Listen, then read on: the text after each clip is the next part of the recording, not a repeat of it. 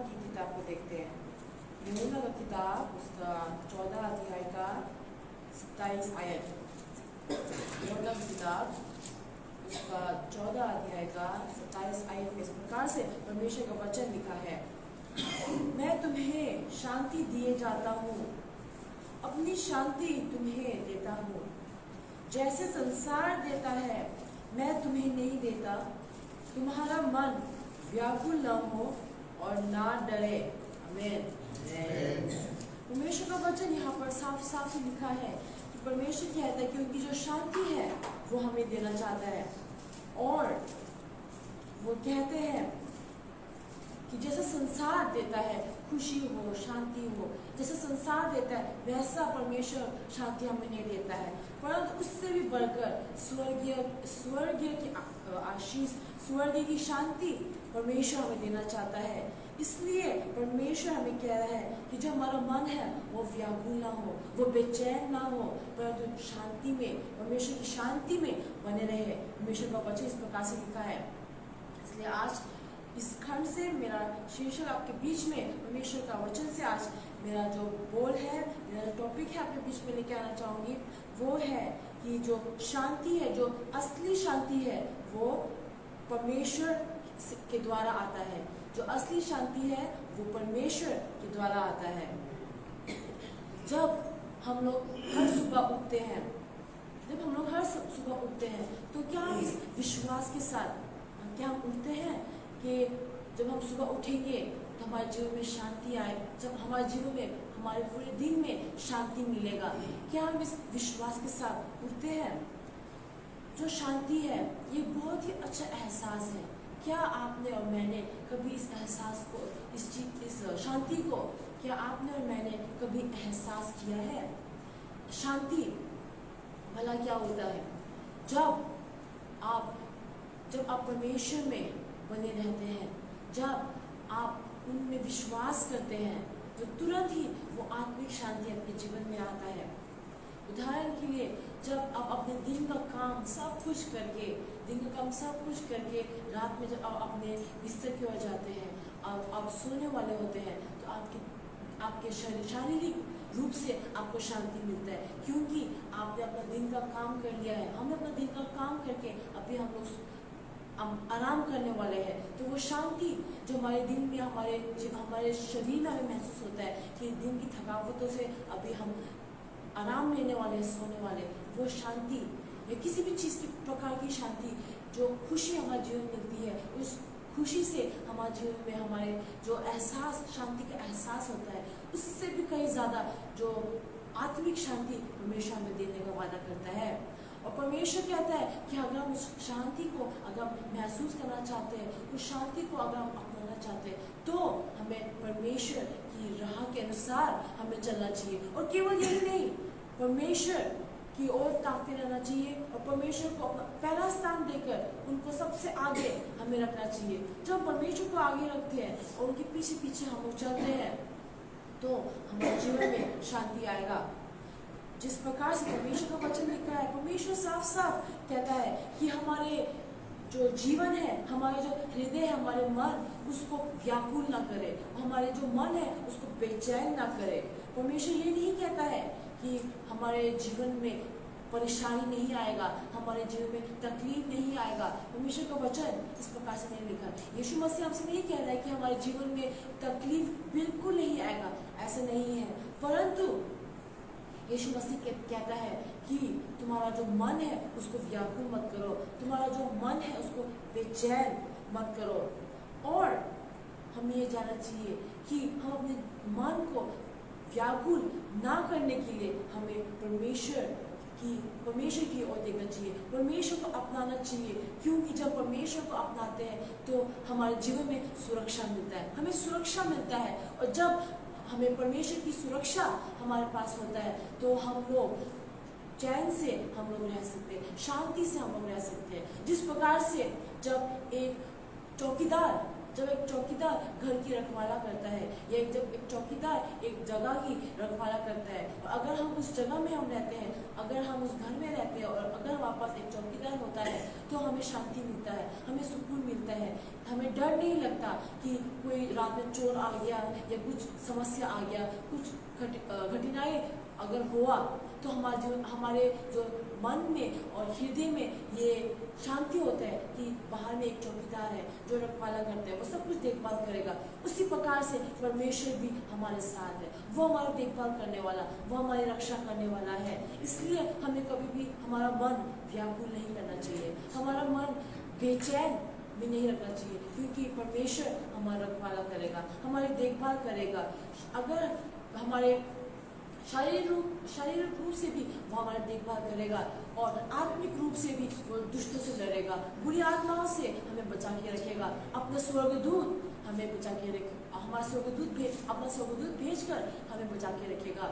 जिस प्रकार से हम लोग रात के समय हम लोग सोते हैं, ये हम शांति के साथ हम सो पाते हैं। क्योंकि परमेश्वर ने अपना स्वर्गदूत हमें बचा के हमारे लिए भेजकर हमें बचा के रखा और रात के समय हमें बचाकर आज एक नया दिन, नया जीवन आपको मुझे उन्होंने दिया।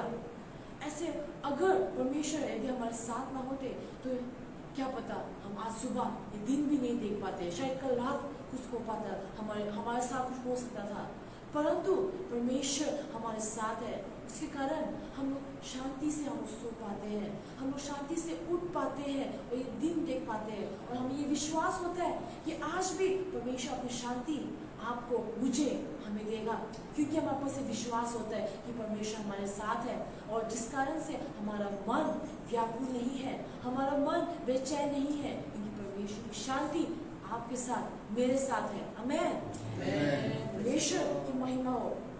इसलिए हमें ये जानना चाहिए कि जो परमेश्वर की शांति जब हमारे साथ होती है, दिन भर का काम और हम जहाँ पर भी जाएंगे, चाहे हमारा काम की जगह हो, चाहे हमारा स्कूल हो, चाहे हमारा कॉलेज हो, परमेश्वर की शांति हमेशा हमारे साथ बने रहता है। परमेश्वर की शांति उनके साथ होता है जो परमेश्वर के पीछे होते हैं, जो परमेश्वर पर विश्वास करते हैं, परमेश्वर के मार्ग के अनुसार चलते हैं।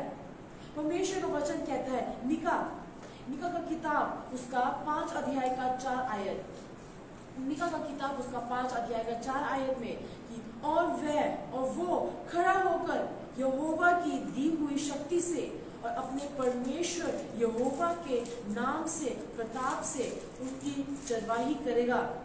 वह सुरक्षित रहेंगे क्योंकि आप वो पृथ्वी की छोर तक महान ठहरेगा। आमीन। परमेश्वर का वचन क्या कहता है? परमेश्वर का वचन कहता है कि जो परमेश्वर है वो हमारी रक्षा करेगा, वह हमारा चरवाहा है और वो हमारी रक्षा करके हमें लेके जाएगा। इसलिए हमें अपना मन को व्याकुल नहीं करना चाहिए, हमें शांति के साथ बने रहना चाहिए, क्योंकि वो खड़ा रहेगा, वो एक चरवाहा की तरह वो खड़ा रहकर हमारी रक्षा करेगा, हमें लेके जाएगा और हमें परमेश्वर के नाम से हमें वो शक्ति देगा ताकि हम लोग आगे की ओर चल सके। हम जहाँ पर भी जाएंगे परमेश्वर हमारे साथ में वो बना रहेगा। हम लोग परमेश्वर की बने हुए रचे हुए इंसान, हम लोग परमेश्वर की सृष्टि है, परमेश्वर ने हमें बनाया है और परमेश्वर ने हमें इसलिए नहीं बनाया है कि संसार का बोझ हम उसको उठाए, संसार के बोझ को उठाकर हम लोग चले, परंतु परमेश्वर ने हमें इसलिए बनाया है ताकि हम अपना बोझ उनको दे। उन्होंने हमें बनाया क्योंकि हम उनके बेटा बेटी है और वो चाहते हैं कि हम अपना बोझ और जो इस संसार का बोझ हम लोग उठाते हैं वो सब परमेश्वर की ओर दे, क्योंकि परमेश्वर उस बोझ को ले सकता है। परमेश्वर उस बोझ को लेकर हमारे जो बोझ है उसको लेकर उठा सकता है, क्योंकि वो हमारा रक्षा करता है। उन्होंने हमें बनाया है, रचाया है।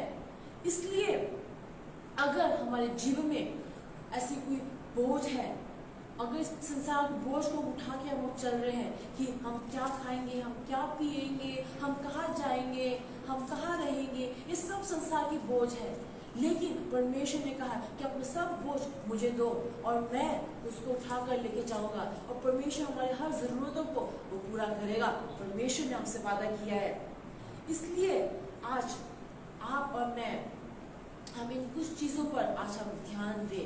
इन कुछ चीज़ों पर मैं आज प्रकाशित डालना चाहूँगी कि आपके रोज के जीवन में आप शांति कैसे ला सकते हैं। आपके रोज के जीवन में आप और मैं, हम लोग शांति कैसे ला सकते हैं।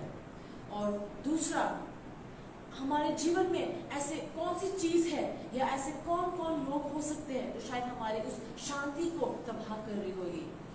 अगर ऐसी कोई चीज है या ऐसा अगर कोई इंसान है, लोग है जो हमारी उस शांति को तबाह करने की कोशिश करता है, तो हम लोग उससे ना गिरे, परंतु उससे उठकर, वहां से उठकर हम लोग उस शांति को हासिल करने की कोशिश करें, ताकि वो जो शांति हमारे जीवन में है वो हमारे जीवन में शांति के साथ साथ खुशियां भी लेके आएगा और हम पूरे मन से खुशी के साथ में हम परमेश्वर की ओर हम ताकते रह सकते हैं।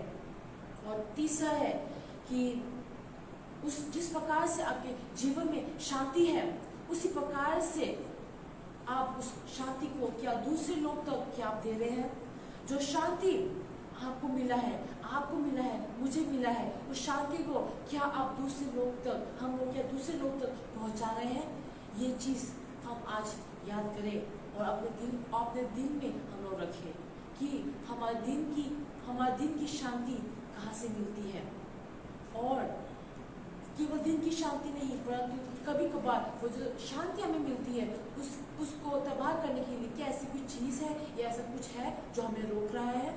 और तीसरा, यदि आपके जीवन में, मेरे जीवन में वो शांति है, तो क्या हम उस शांति को लोग तक पहुंचा रहे हैं।